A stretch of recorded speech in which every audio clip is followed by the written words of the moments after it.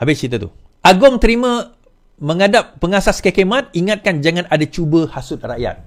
Yang di-Pertuan Agong berkenan menerima menghadap pengasas dan pengerusi eksekutif KK Mat Chai Ki Kan hari ini. Sesi menghadap Istana Negara berlangsung selama 15 Senin. Pada sesi menghadap itu, Chai memohon ampun dan maaf kepada Seri Paduka Baginda serta seluruh umat Islam bahawa isu penjualan stokin ditentera kalimah Allah. Sultan Ibrahim kemudian bertitah menekankan semua pihak termasuk KK Mat supaya lebih berhati-hati terhadap produk yang dijualnya, khususnya barang import, bagi mengelakkan perkara sedemikian berulang.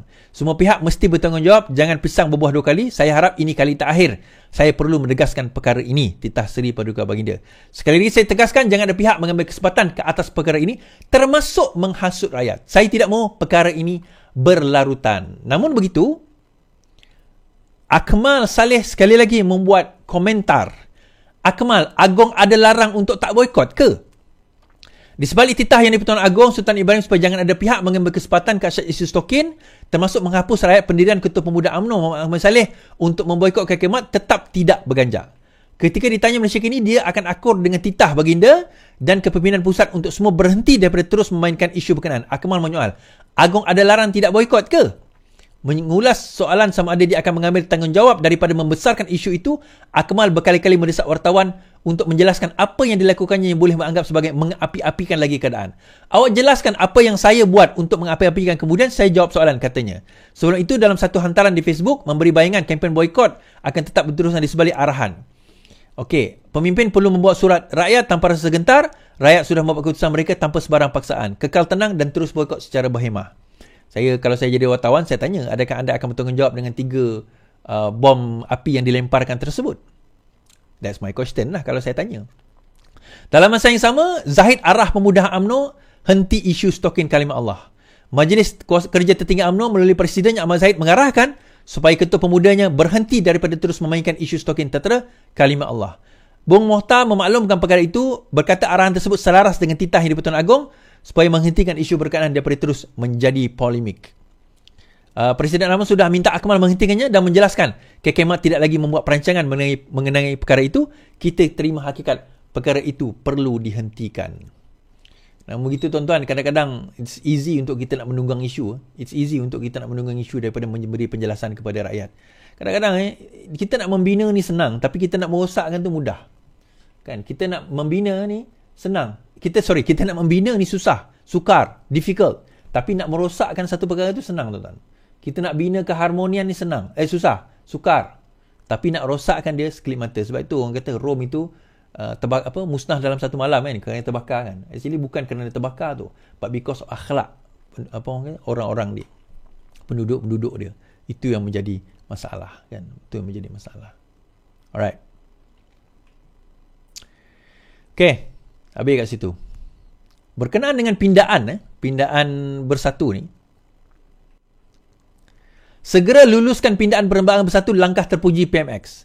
Ahli Parlimen Gua Musang Muhammad Azizi Abdul Naim mengucapkan tahniah kepada ROS meluluskan pindaan perlembagaan parti itu. Malah menurutnya kelulusan oleh ROS dalam tempoh yang singkat itu membuktikan langkah terpuji kepimpinan Datuk Seri Anwar Ibrahim. Tahniah kepada bersatu kerana berjaya mendapat kelulusan ROS dalam waktu yang singkat. Okay. Saya telah membaca perlembagaan ROS yang diluluskan. Pindaan oleh ROS bertarikh 1 hari bulan April yang lalu. Now, dalam masa yang sama, dikatakan bahawa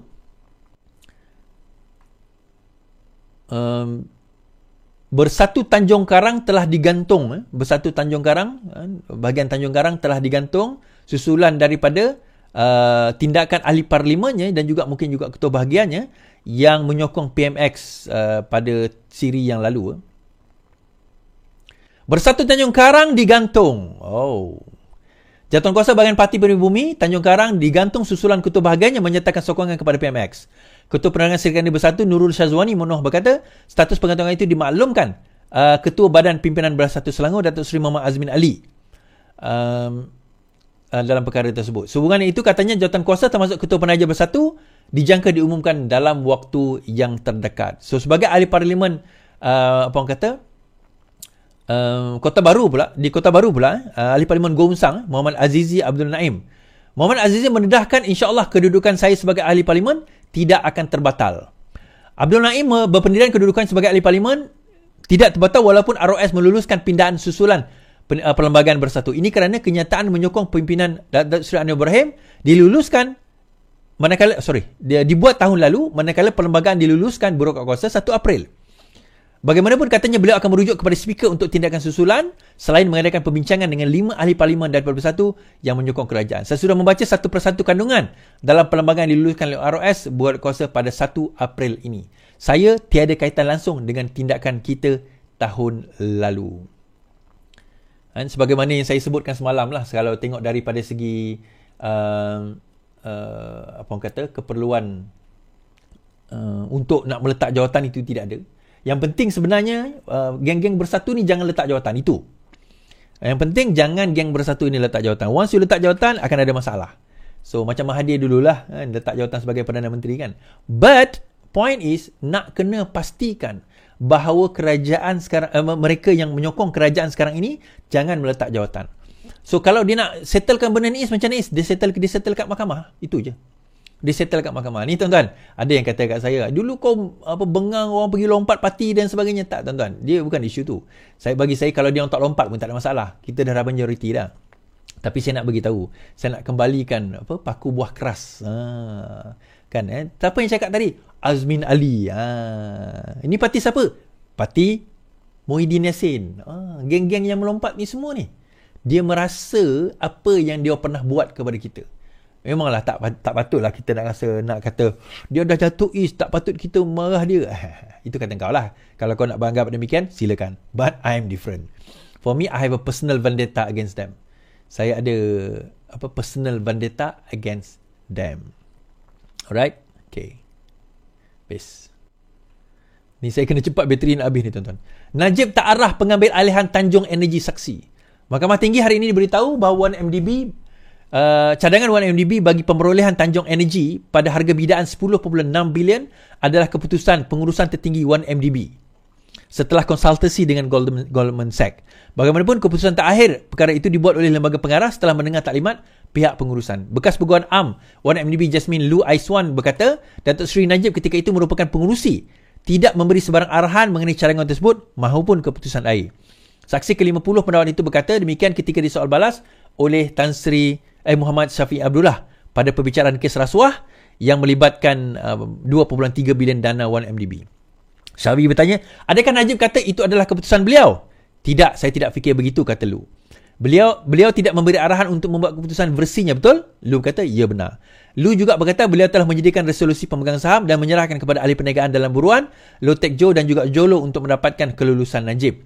Pada 2019, bekas ketua 1MDB Datuk Syahrul Azral Ibrahim memberi keterangan bahawa Najib telah meluluskan cadangan itu pada Februari 2012.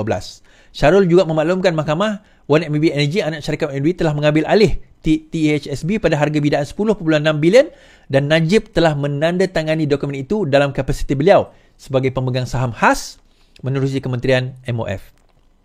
Beliau juga yakin bahawa Najib yang ketika itu memegang portfolio mengetahui butiran transaksi berdasarkan perbincangan dengan Jolo melalui email dan BlackBerry Messenger. So ini tiba-tiba bercanggah ni macam mana? Dia kata yang ni tak ada arahan.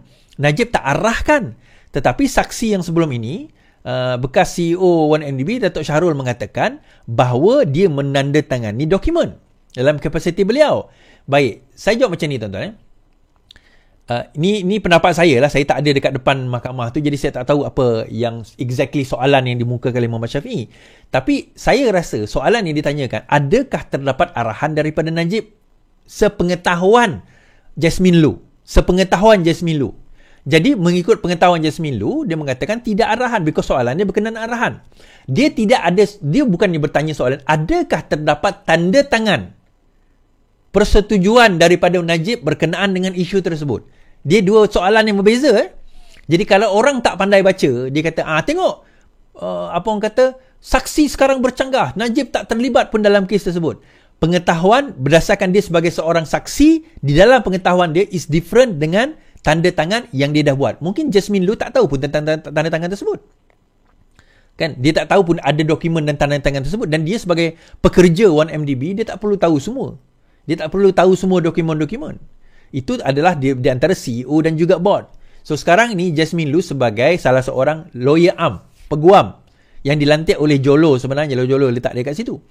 Dan juga CEO tadi adalah yang mengetahui tentang semua perkara. So adakah kedua perkara ini bercanggah? Tak, dia tak bercanggah sebenarnya. Sepanjang pengetahuan Jasmine Lu, dia kata dia tak tahu, betul lah tu. Kan dia tak tipu.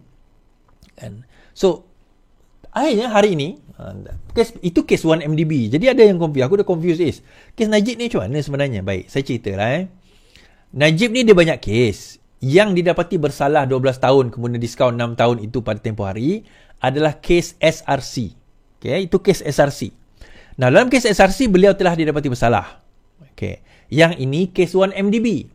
SRC itu adalah salah satu anak syarikat di bawah 1MDB yang terlibat dalam transaksi. Ada satu lagi kes SRC yang tu kes saman civil. Yang SRC yang kena tu kes jenayah. So dia banyak. Okey. So, timbul hari ini, Najib telah membangkitkan bahawa sebenarnya dalam pengampunan diraja membenarkan tahanan ditahan di rumah. Najib dakwa pengampunan diraja benarkan tahanan di rumah. Okey. Datuk Seri Najib mendakwa bahagian tambahan atau titah addendum dalam pengampunan diraja membenarkannya untuk mengambil baki hukumannya penjara 6 tahun dengan tahanan di rumah. Najib membuat dakwaan itu apabila memfailkan permohonan bagi mendapatkan kebenaran semakan kehakiman titah addendum atau tambahan Sultan Abdullah. Beliau menamakan Menteri Dalam Negeri, Komisioner Jeneral, Peguam Negara, Lembaga Pengampunan, Menteri Jabatan Perdana Menteri, Undang-Undang, Ketua Pengarah Bahagian dan Kerajaan Malaysia sebagai responden pertama hingga ke-7.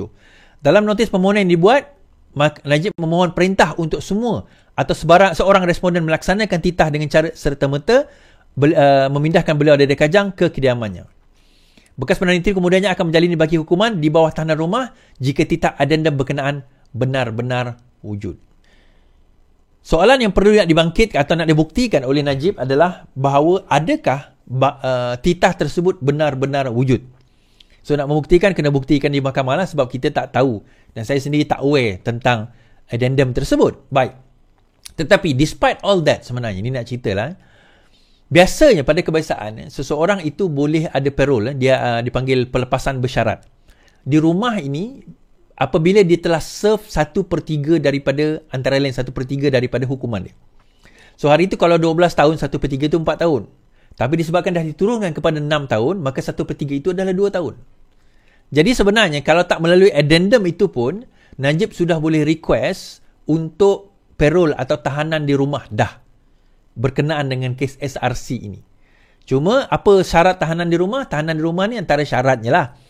Antara syaratnya dia mungkin dia kena tunjuk lah dia nak bekerja atau ada sesuatu dilakukan. Tetapi dia tak boleh keluar daripada kawasan.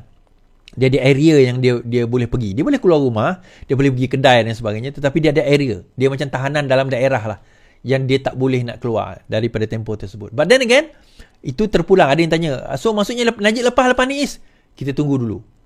Kita tunggu dulu sama ada benda itu benar-benar berlaku atau tidak. Okay? So, kita kena tengok dahulu. Baik. Right. Habis kat situ. Balik pada cerita Mahathir, tuan-tuan. Okay.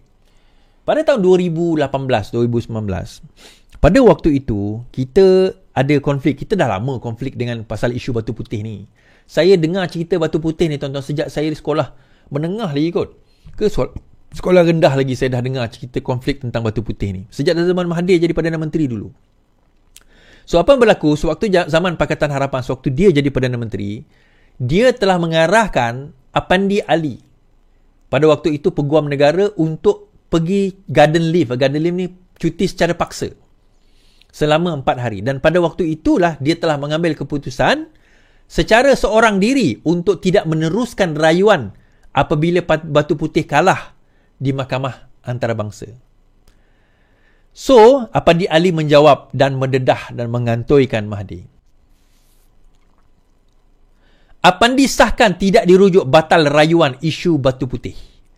Bekas Peguam Negara Tan Sri Apandi Ali berkata beliau tidak dirujuk oleh Mahathir ketika hendak kerajaan menarik balik permohonan membatalkan keputusan Mahkamah Keadilan Antarabangsa menganugerahkan batu putih kepada Singapura 6 tahun lalu. Beliau juga mengesahkan apa yang didedahkan oleh Menteri di Jabatan Perdana Menteri Dato' Azlina berhubung isu batu putih adalah benar. Apa yang didedahkan adalah benar. Saya tak mahu komen lebih, tapi saya bersedia untuk memberi keterangan kepada Suruhanjaya Diraja yang diketuai oleh Ketua Hakim Negara. Okay. Saya peguam negara ketika itu, tetapi semasa Tuan Mahathir buat keputusan, beliau tidak pernah merujuk kepada saya sebagai peguam negara. Malah pada masa itu, saya telah dipaksa bercuti selama 30 hari, bukan 4 hari oleh Ketua Setiausaha Negara pada masa itu. Semasa saya berada dalam garden leave itu, perkhidmatan saya ditamatkan sebelum habis tempoh bercuti, katanya. Muhammad Effendi dilantik sebagai peguam negara pada 2015, kemudian diambil alih oleh Tan Sri Abdul Ghani Patail yang ditamatkan khidmat kuasa pada 27 Julai tahun sama sebab kesihatan. Kemudian Muhammad Effendi ditamatkan kerajaan pada Jun 2018. Kemudian beliau digantikan oleh Tommy Thomas. Dan kes tentang dia dipecat itu, Muhammad Effendi Ali tuduh Tun Mahathir punca dia dipecat. Okay. Alright. Bekas peguam negara Tan Sri Muhammad Effendi mendakwa. Hilang pula. Mendakwa bahawa bekas Perdana Menteri Mahathir Mohamad membentuk pandangan negatif dan jahat terhadapnya sehingga mendorong kepada penempatan kontrak perkhidmatannya sebagai peguam negara pada 2018. Didorong dengan tekad itu, katanya khidmatnya ditamatkan secara tidak mengikut perlembagaan yang tidak sah. Plaintiff, sebab disaman Muhammad Effendi pergi saman Mahathir, menegaskan akan mengemukakan bukti bahawa defendant pertama Dr. Mahathir membentuk pandangan negatif dan berbisa terhadap plaintiff sehingga membawa kepada pemecatannya. Bekas peguam negara itu berkata beliau akan mengumpulkan bukti bahawa peranan Yang Bertuan Agong tidak diambil kira atau diketepikan oleh Mahathir terhadap pemecatan beliau. Jadi, RCI sekarang ditubuhkan tentang perkara ini. Mahathir tersepit, tuan-tuan. Dia macam ni. Dalam pada dia nak mengelakkan diri, dia rasa bahawa dia bersih, cekap dan amanah sebagainya. Dia mungkin kita tak nak sabitkan dalam isu rasuah tu agak payah sebab saya kata kelicikan dia. Tetapi belum tentu dia akan lepas dalam isu RCI ini. Saya pernah kata, tuan-tuan, benda ini kalau betul sabit kesalahan, ini satu treason, penderhakaan. Ini satu penderhakaan tau. Dia bukan calang-calang punya hukuman, dia bukan macam jenayah biasa tu. Kalau penderhakaan ni, kalau kita tengok semalam kan, yang lelaki Israel tu kan dengan 2 orang tu berdepan dengan hukuman mati tau. Berdepan dengan hukuman mati. Lelaki Israel pasangan suami isteri berdepan hukuman mati jika sabit kesalahan, KPN. Okay. Gambar pasport Shalom Aviatan seperti yang dilaporkan media Israel dan 6 pucuk pistol bersama 200 peluru hidup dirampas semalam. Lelaki Israel dikenali sebagai Shalom Avitan dan pasangan suami isteri warga tempatan yang disyaki membekalkan senjata berkenaan bakal berdepan hukuman mati jika sabit kesalahan. Ketua Polis berkata, kertas siasatan terhadap mereka dibuat mengikut Seksyen 7 Akta Senjata Api penalti lebih berat 1971. Sebelum ketika ini, Shalom ditangkap pada 27 Mac. Siasatan dijalankan mengikut Akta Pasport kerana sebagai warga Israel telah memasuki negara ini menggunakan pasport Perancis. Namun siasatan kini dijalankan terhadap kesalahan lebih berat, iaitu pemilikan senjata api. Sebab ada orang tanya, macam mana Malaysia boleh membenarkan orang Israel masuk dalam negara kita? Dia tak guna pasport Israel ngang. Aku sebut ngang kan. Dia guna pasport Perancis. Macam mana pula dia guna pasport Perancis? Kau tengok cerita James Bond tak? Kau tengok tak cerita-cerita tu? Pasport ni boleh dibuat, boleh dipalsukan. Okay? So dia telah menggunakan pasport tersebut untuk masuk dalam negara kita, untuk melakukan aktiviti. Dan maklumat yang kita dapati sebenarnya, ia berlaku kerana ada cubaan, kerana semangat dan juga keberanian PMX menentang Israel. Yang ini kita risaukan, tuan-tuan. Sekarang ni kita sudah ada pemimpin yang lantang dan berani menegur Barat dan juga menegur apa yang berlaku di Palestin. Semalam lebih 30,000 orang pengeboman yang berlaku semalam kedua hari lepas berlaku. Perdana Menteri kita antara yang kuat menentang. Israel sekarang mengugut, dia kata, kalau sekiranya benda ini berlaku, desakan ini berlaku, nanti Malaysia yang akan rugi.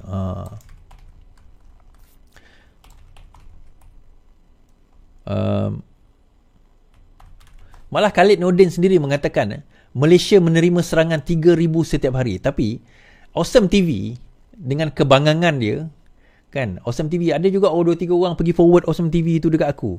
Dia kata Khalid Nordin mengatakan 3,000 serangan cyber berlaku. Jadi Khalid telah mengatakan supaya padu itu dibatalkan. Mana ada Khalid Nordin cakap macam tu? Kan? Khalid Nordin tak cakap macam tu. Tapi macam mana Awesome TV boleh kata macam tu? Saya sarankan supaya Khalid Nordin tolong saman Awesome TV, boleh tak? Khalid Nordin pula. Yalah, Muhammad Khalid Nordin lah. Muhammad Khalid Nordin, Menteri Pertahanan, tolong saman Awesome TV. Boleh tak tolong saman Awesome TV? Okey. Apa sebenarnya kenyataan daripada Khalid Nordin? Kita baca. Malaysia terima 3,000 serangan cyber setiap hari, Muhammad Khalid. Sistem Pertahanan Negara menerima kira-kira 3,000 serangan cyber setiap hari. Setelah Malaysia menyatakan sokongan terhadap Palestin. Beliau berkata serangan melibatkan pelbagai pihak bertujuan mengintip pergerakan Malaysia terhadap konflik yang berlaku di Gaza, maka malah turut menggodam sistem pertahanan negara. So dia kata 3,000 sehari, maka itu adalah akan menggugat kita punya padu bermasalah nanti. Tak ada kena-mengena disebut padu pun. Itu Awesome TV je cakap. Ini 3,000 Khalid kata. Rafizi kata daripada Januari lebih 2 juta cubaan tembusi keselamatan padu setiap hari. 2 juta. Khalid sebut 3,000. Untuk padu sahaja 2 juta cubaan dilakukan setiap hari. Daripada Januari sampai sekarang, cubaan tersebut tidak berjaya. Kan? Yang ni Khalid sebut 3,000. Rafizi kata untuk padu saja. Padu saja 2 juta sehari. Tak berjaya. Tak berjaya. Jadi, itu saya kata tuan-tuan, dia orang akan cuba untuk rosakkan kita. So, dia tak boleh rosakkan sebab dia tahu PMX ni macam ni. So, dia nak jatuhkan PMX macam mana? Geng-geng ni saya nak cerita konspirasi teori dia. Dia akan letakkan, okey, tuan-tuan tahu tak macam mana siapa sebenarnya yang menaja Osama bin Laden? Siapa sebenarnya melatih Osama bin Laden? Yang melatih Osama bin Laden dahulu, yang melatih Taliban adalah CIA. Kenapa? Pada masa itu perang dingin di antara Amerika dengan Rusia. Rusia pada masa itu menyerang askar-askar dan juga menyerang kawasan Afghanistan. Untuk memastikan bahawa Rusia ini tak boleh advance, maka dia latih tentera-tentera Taliban dan latih antaranya Osama bin Laden. Senjata-senjata mereka adalah senjata-senjata yang dibekalkan oleh Amerika Syarikat. Tak percaya, tonton tengok cerita Rainbow 3, Rainbow 3. Kan masa tu dia tolong geng-geng Taliban. Jadi, apa yang berlaku adalah akhirnya bila ada konflik 9/11, dia pergi serang Afghanistan, disalahkan Osama bin Laden. Itu jadi kambing hitam. Jangan terkejut kalau perkara yang sama diorang nak lakukan dengan negara ini untuk jatuhkan PMX. Saya tak sebut Amerika, tapi siapa di belakang Amerika? Siapa yang membekalkan intelijen dan kekuatan-kekuatan? Dan mereka ini dia berani diletakkan assassin. Mungkin assassin itu untuk PMX, mungkin untuk orang lain, wallahualam. Tetapi dalam masa yang sama, tuan-tuan, siapa kata yang dalam social media ini yang dok letakkan yang nak pergi bantai PMX, yang dok timbulkan isu setiap minggu ni? Tuan-tuan perasan tak? Setiap minggu ada isu agama. Isu isu stokin, kemudian isu tilawah, kemudian isu apa lagi? Ada banyak isu setiap minggu bulan Ramadan ni. Siapa kata bukan mereka yang sebenarnya menaja, tetapi secara tidak diketahui duit itu datang daripada Israel, tetapi secara tidak diketahui walau ni ambil, dia ingat dia berjuang untuk Islam. Sebab apa? Tindakan dan kata-kata tegas PMX kita. Tuan-tuan jangan terpedaya bila disebut Dajjal moden kan. Dia ada Dajjal besar. Dajjal besar tu belum lagi. Ni ada Dajjal kecil, tuan-tuan. Dan Dajjal, tuan-tuan perasan tak? Dajjal ni, tuan-tuan perasan? Dajjal ni, dia tak pernah ajak kita buat jahat. Dajjal ni janjikan syurga, janjikan keindahan, betul? Dia janjikan syurga, dia macam mana orang boleh percaya pada Dajjal? Kalau Dajjal tu datang muka dia jahat, muka dia muka bengis, ada parut kat sini, orang nak percaya? Tak. Dajjal tu datang dengan muka yang baik, mungkin berserban, mungkin bertasbih, mungkin mulut dia astaghfirullahalazim, astaghfirullahalazim. Mungkin dia mengucapkan kata, mungkin. Ini bukan Dajjal besar, saya tekap kata Dajjal kecil. Kenapa? Untuk entice, untuk menggoda kita. Tengok cerita Rainbow 3 cukup lah. Tuan-tuan tengok cerita Rainbow 3. Dia pakai serban, dia kawan dengan tribe, dia jadi sebahagian daripada tribe tersebut. Untuk tujuan apa?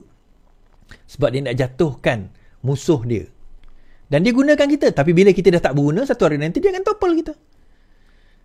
Dia nak letakkan orang yang salah kerana dia tahu akan ada orang yang benar. Itu saya risau sebenarnya keselamatan Datuk Seri Anwar Ibrahim ni. Kita doakan je lah. Semoga beliau diberikan perlindungan dan semoga sentiasa dilindungi oleh Allah Subhanahu Wa Taala, insya-Allah. Dan negara kita juga dilindungi. Dan kita ada pemimpin yang sangat baik sekarang ni, tuan-tuan. Kita ada pemimpin yang sangat baik. Dan pemimpin ini, kalau kita sebagai rakyat, kita kena sama-sama pertahankan beliau. Kita anggaplah walaon ini yang menebarkan fitnah ini ejen-ejen Zionis. Ejen-ejen Zionis yang nak merosakkan kita. Di sebelah saya ni, di sebelah ini adalah critical thinking, practical class. InsyaAllah ramai yang dah register, tapi ada lagi space. Anak-anak muda tolong galakkan, mak bapak tolong bagi anak-anak anda datang kelas saya ni. Kita bercakap tentang critical thinking. Kita bercakap tentang bagaimana berfikir, bagaimana kita berfikir secara kritikal. Bagaimana kita nak menyoal, bagaimana kita nak menjawab soalan, bagaimana kita nak berdebat, bagaimana kita nak rationalize satu-satu isu, bagaimana kita nak bercakap secara public. Okay? Terima kasih saya ucapkan. Bateri saya pun dah habis. On time. Sekian daripada saya. Selamat malam, selamat istirahat. Yang penting, lawan. Tetap lawan. Assalamualaikum.